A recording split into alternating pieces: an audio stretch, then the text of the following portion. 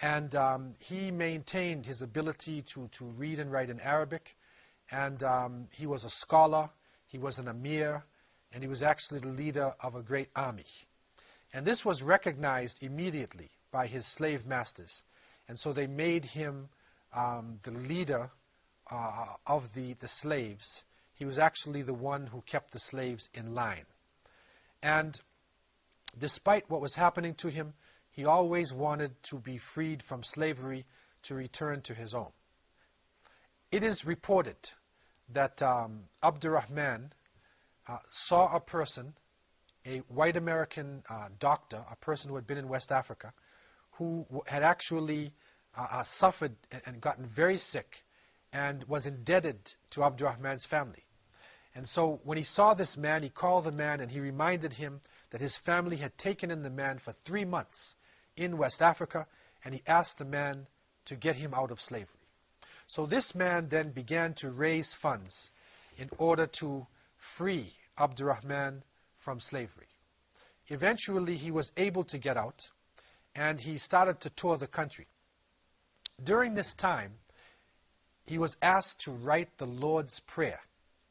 So now he's asked to write something in Arabic. They like his Arabic writing.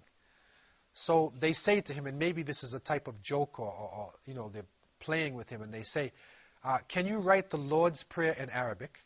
So Abdurrahman writes the Lord's Prayer, and this is the actual text. And it says the Lord's Prayer, and he writes, Bismillahir Rahmanir Rahim, Alhamdulillahi Rabbil Alameen, Ar-Rahmanir Rahim, Maliki Yawmiddin. And he writes the Fatiha, the opening chapter of the Quran. But they can't read Arabic, so they don't know that it's actually the Fatiha that he's read. And this is a very interesting document because it shows what happens in the slavery period. And it shows you know, the fact that Muslims respected their faith, even though they were forced to appear as though they had accepted Christianity. So Abdurrahman toured the country and he raised funds to get his wife out of slavery, which he did. And then he was trying to raise funds for his children, but he was not able to do this. Because of a political change in the atmosphere in America, he ended up going back to his country. Fate had it, the qadr of Allah subhanahu wa ta'ala, the will of Allah subhanahu wa ta'ala came in, and 6 months after he returned to his home in West Africa, he got cholera and he died.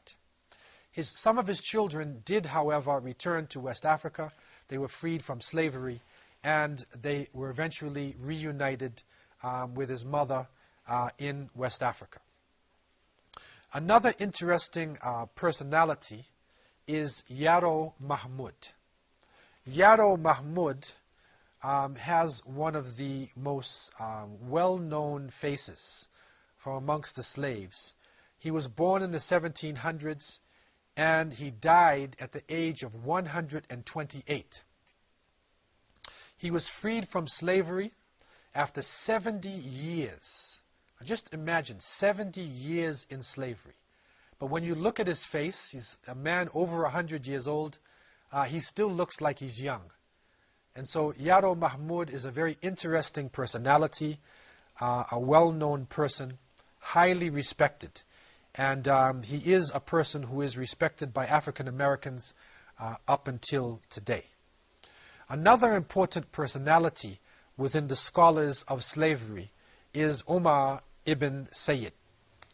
And Umar ibn Sayyid is known because of his prolific ability to write. And he is reported to have written 14 manuscripts. He wrote his own autobiography in the Arabic language. Unfortunately, he died in a state of slavery. And the writings of Umar ibn Sayyid are being studied in America up until today. What we find within these documents is a powerful use of the Arabic language. And we find a man expressing himself, writing about his life, giving details through the Arabic. So he was highly proficient, and he was able to express deep thoughts within the Arabic language. And his documents, or some of his documents, are actually available in America today. At last word, they were in the city of Detroit. They were purchased by African American Muslims, and they are on display in institutes. And this is part of the rich heritage of Africans in America, and especially Muslims who had come to this part of the world. What is crucial again for us to remember, that these are people living in bondage, but they are ulama, they are scholars, and they are writing the texts, they are maintaining their dignity, they are maintaining their honor, and suffering at the same time. And this is part of the message, or part of the duty and responsibility of the prophets, and that was that even though they were suffering, they still maintained their dignity. So the scholars in slavery in America had a great heritage, and they become important people for our understanding of what happened in this region. After this, we find also that there are other individuals who are well known. From amongst them were two slaves who were enslaved in Georgia on the Sapelo Islands. Bilali Muhammad and Saleh Bilali were two imams, known, of course, in Mende language as al-mamis. And this is how they were referred to. And this picture is from the documents, the actual document of Bilali Muhammad himself, that was written in Georgia on the Sapelo Islands. And again, it's interesting to see the usage of the word al-mamis. We saw this appear in Central America, when the people within Panama and Honduras, the areas where African people were living in Central America, would actually use the term al-mamis and jaras and guabas and kaba. They were using West African Mande terminologies. Again, the word al-mamis comes from al-imamu, which comes from al-imam. So both Bilali Muhammad and Saleh Bilali were imams and leaders of their people, and their relatives are still living within these islands in Georgia today. What they are known for, especially in American history, is that they were literally given the military responsibility to protect the islands.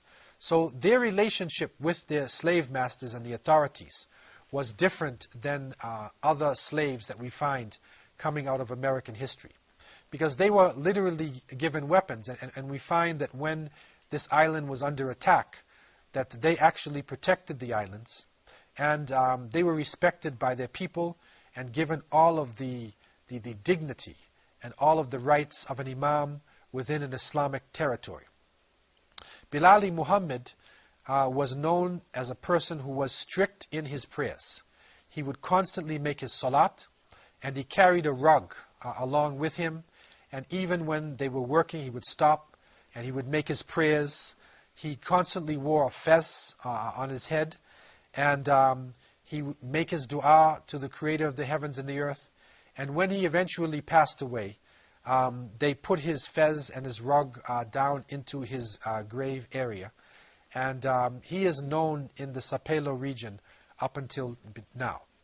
What is interesting that comes out in some of the history textbooks is that coming out of Georgia, the word Bilali becomes known as Bela.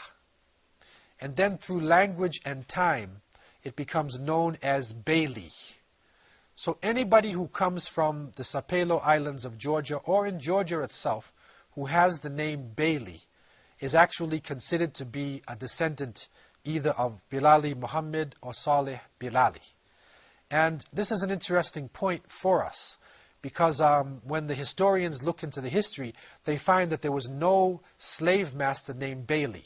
It was the practice of many of the slave masters to name their slaves after their family name. But there was no Bailey within the Georgia area. So anybody who was named Bailey was more than likely a descendant of Muslims. Why this is important is because one of the great abolitionists a person well known in American history named Frederick Douglass.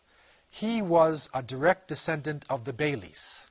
So this great abolitionist, this great freedom fighter who was known in American history was more than likely coming out of an Islamic background. It's also interesting to note that other names amongst the slaves were being distorted and mispronounced and changed into English names. Abu Bakr was changed into Booker. And we find other names which are being changed. And so therefore, another great personality in the South, whose name was Booker T. Washington, may possibly also have come from an Islamic background.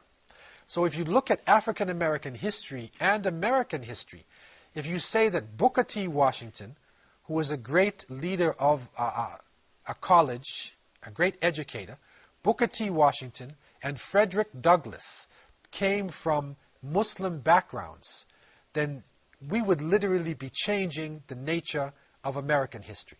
Again, these are gems of wisdom. This is part of the untold story of world history. This is part of a legacy that needs to be known by the people of the world.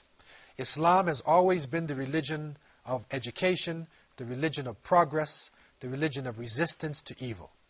And again, we see in America another part of this saga. Muslims were able to develop themselves. They were able to maintain Arabic writing.